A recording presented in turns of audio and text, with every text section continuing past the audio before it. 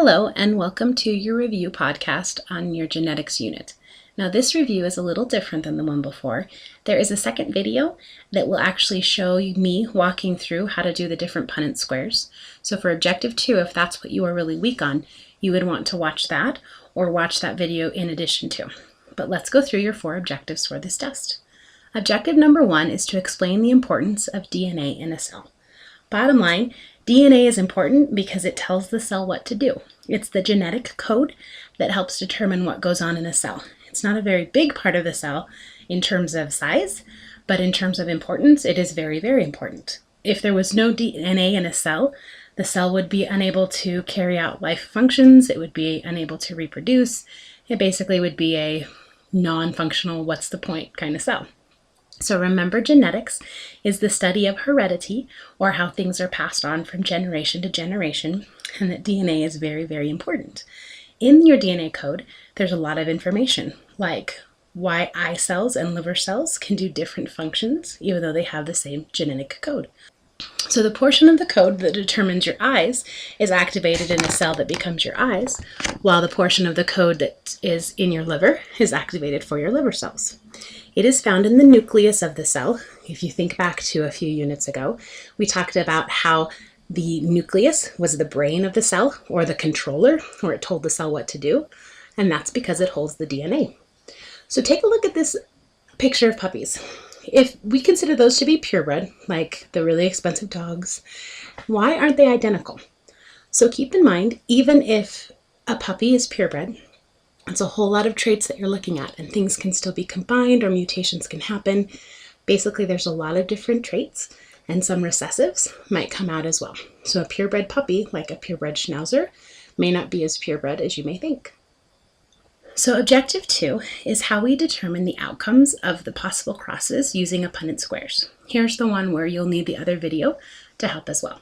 So let's look at the 6 pairs of terms that you need to know and be very familiar with in order for you to start to do those problems. So dominant and recessive. Recessive is shown by a lowercase letter, and dominant is shown by an uppercase level. We call dominant the bully trait or the stronger trait, and the recessive trait the weak trait or the wimpy trait, because when they're both present, the dominant trait hides the recessive trait, kind of like stomps it down, you don't see it. So the recessive trait is the kind of trait that can hide in a pedigree or can skip a generation. Think blue eyes, for example. So we shared the example in class that I have 2 blue-eyed children, but my eyes are not blue, nor are my husband's. Blue eyes is a recessive trait, so it skipped a generation, passed through my genetic code, but hidden in mine, but expressed in my children. So dominant versus recessive. Dominant uppercase, recessive lowercase. Dominant you will see, in order to see the recessive, you have to have 2 of the smaller, or the 2 of the recessive traits. Homozygous versus heterozygous. They are how you can look at the pair of letters. Homozygous means they are the same, and heterozygous means they are different. So homozygous could be big, big, or little, little, and heterozygous would be big, little. We talked about the word homonym, like a word that sounds the same. So that prefix homo means the same, and that prefix hetero means different. Let's look at genotype versus phenotype.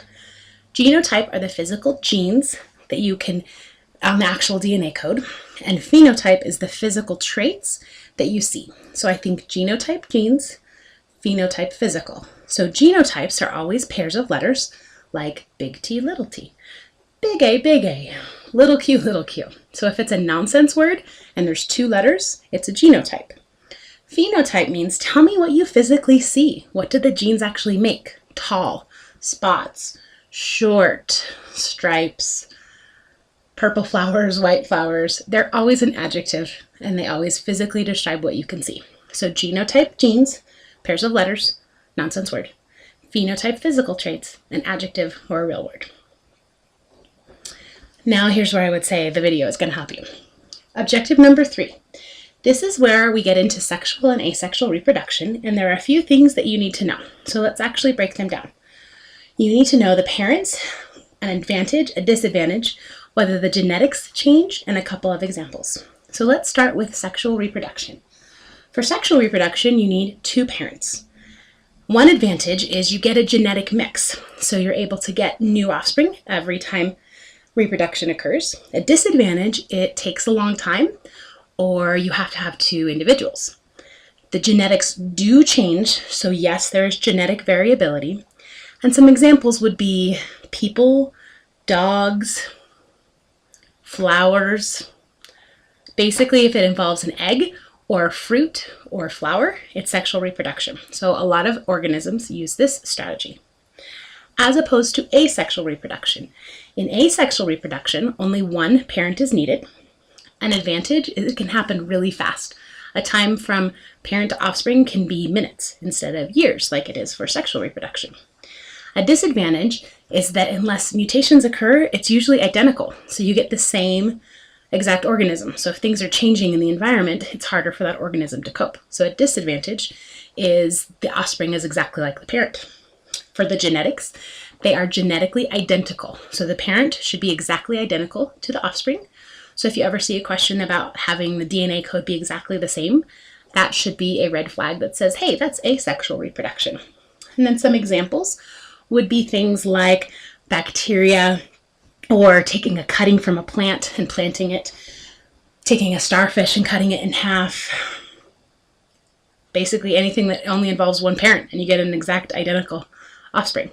So speaking of which, asexual reproduction is really handy for a gardener. So I love to grow flowers in my yard, and I have a lot of flowers that grow from bulbs. And I'm able to take those bulbs and split them apart and have more flowers. So let's say I bought one flower to begin with, but as the years go on, now maybe I have 10 because every year I divide it. So asexual reproduction can be very handy for gardeners to get multiple plants.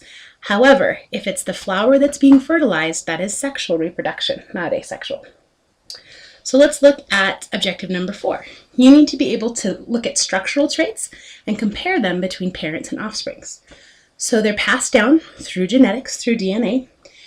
Think of the ones that we did in class, like widow's peak and rolling your tongue, and which hand, when you cross them, is it left hand over right? All those kind of things would be structural traits for people. Could also be things like the number of legs. All dogs are born with 4 legs unless something went oddly wrong. You could do things like color pattern. Think feathers on birds or the patterns on a butterfly wings. So structural traits that are passed down. Can you change them? I would go with a yes, but a no. So yes, because for example, I can change the color of my hair so that my hair appears blonde, and that is a structural trait. But ultimately, I can't change my DNA code. So I would say you could justify either way. You could say yes, because I could physically alter the color of my hair or my hairline or the pattern of feathers on a bird. But I would also say no, because your genetic code is what it is, and you're only able to express what you're passed on. Let's think maybe a practical example. I ate an orange yesterday for lunch, and there was a seed in it. If I were to plant that orange, what kind of orange would I get? It would be the exact same one, right? I should be able to get the exact same orange that I ate. That seed should develop into a tree and eventually bear fruit, like the fruit that I got. So keep in mind, planting a seed is sexual reproduction, but you will still get the same type or the same species of plant that you planted. Well, those are your 4 objectives in a nutshell. Be sure that you do watch the video that shows how to work out the crosses, and hopefully you are feeling ready to go. If not, and as always, please come in and ask for help. I would love to help. Thanks and good luck.